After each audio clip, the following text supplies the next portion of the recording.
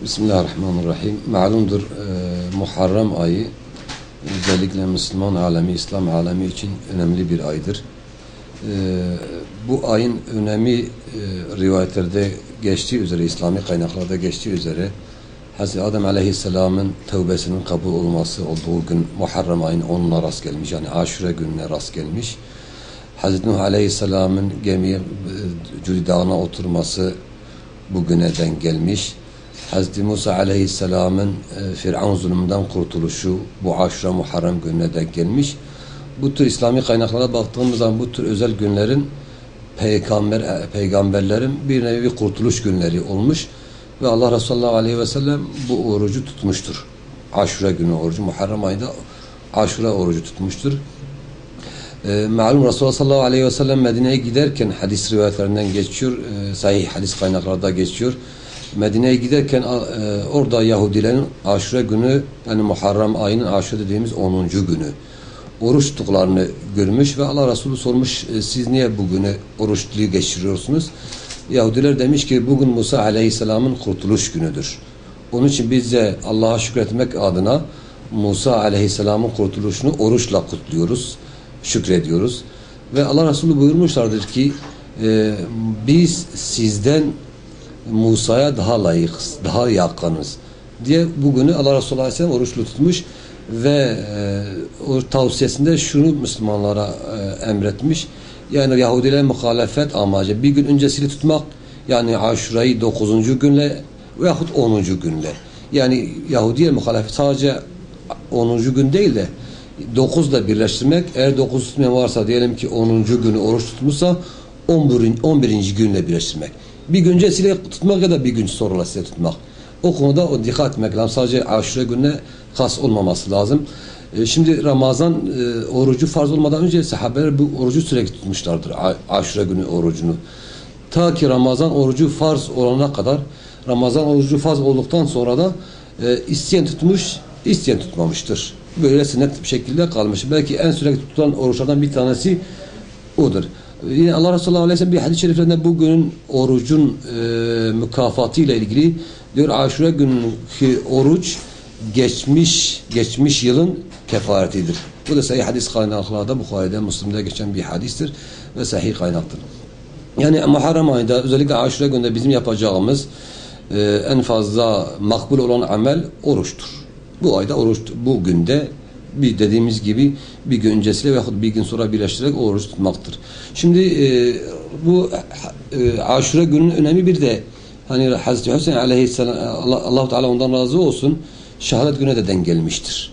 Yani Hicri 661 yılında, miladi 680 yılında Hazreti Hüseyin Aleyhisselam'ın yani hicretlerin sonraki 61 sene gibi bir süreçte, Allah Resulü sallallahu aleyhi ve sellem hicretinden sonraki 61 sene gibi bir süre zaman zarfında İmam Hüseyin, Hazreti Hüseyin, Allah-u Teala ona rahmet etsin, şehadetini de kabul etsin, bugün de şehit olmuştur.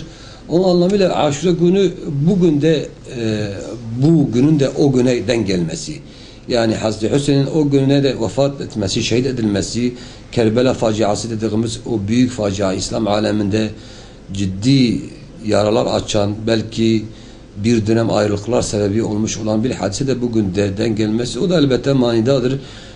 Bunu da kısaca değinmek gerekiyorsa Kerbela faciasında, malum Yezid denilen bir adam bir dönem İslam alemine musallat olmuş bir adamdır. Ve Müslümanlara Emevi hanedanlığı adına ciddi anlamda zulümler etmiş, kendi sarayında İslami hükümleri çiğnemiş, toplumda İslami hükümleri çiğnemiş ve Hazreti Hüseyin Resulullah sallallahu aleyhi ve sellem'den aldığı o terbiyeyle, o edeple, o İslami ahlakla bu adama karşı direnç göstermiş ve herkesin de malum olduğu gibi bu Kerbela faciası meydana gelmiş. Ehl-i Beyt orada şehit edilmiş, dağıtılmış, geriye kalan kadınlar da köleler gibi çarşı gezdirilmiş, çarşı pazar gezdirilmiş ta Küfe'ye kadar. Burada da burada şu mesajı almak lazım.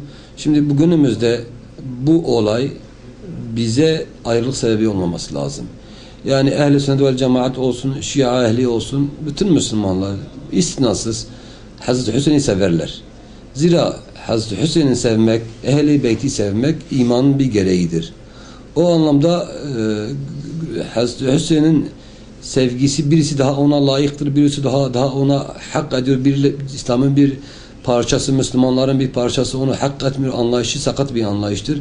Müslümanlar arasında bu tür elem verici, bu tür sıkıntı verici olayları ihtilaf sebebi olmaması lazımdır. İttifak sebebi olması lazım.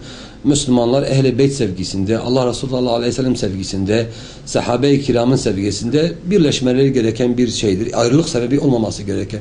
Yani hiçbir ehl-i sünnet Müslümanı kendi çocuğunun ismine Yezid koymaz. Yezid sevilmeyen bir insandır İslam ümmetinde. Ehl-i sünnete sevilmeyen bir insandır.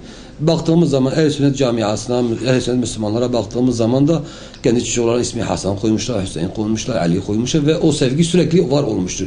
Zira Allah Resulü aleyhi ve sellem Hazreti Hüseyin'le ilgili, Hazreti Hasan'la ilgili söylediği sahih hadis kaynakları var, hadisler var. Diyor ki Hazreti Hüseyin'i seven, Hazreti Hasan'ı seven beni sevmiştir. Beni seven Allah'ı sevmiştir. Hazreti Hasan'ı sevmeyen beni sevmemiştir. Beni sevmeyen de Allah'ı sevmemiştir. Yani bu şekilde onlar hakkında rivayet olduğu için Müslümanlar mutlaka onları seviyorlar ve inşallah bu vesileyle Kerbela faciası, Kerbela İmam Hüseyin'in Kerbela şehadeti de inşallah Müslümanlar birlik, ittifak ve ittihadına da vesile olur. Bu Aşura günü bütün Müslümanlara mübarek olsun.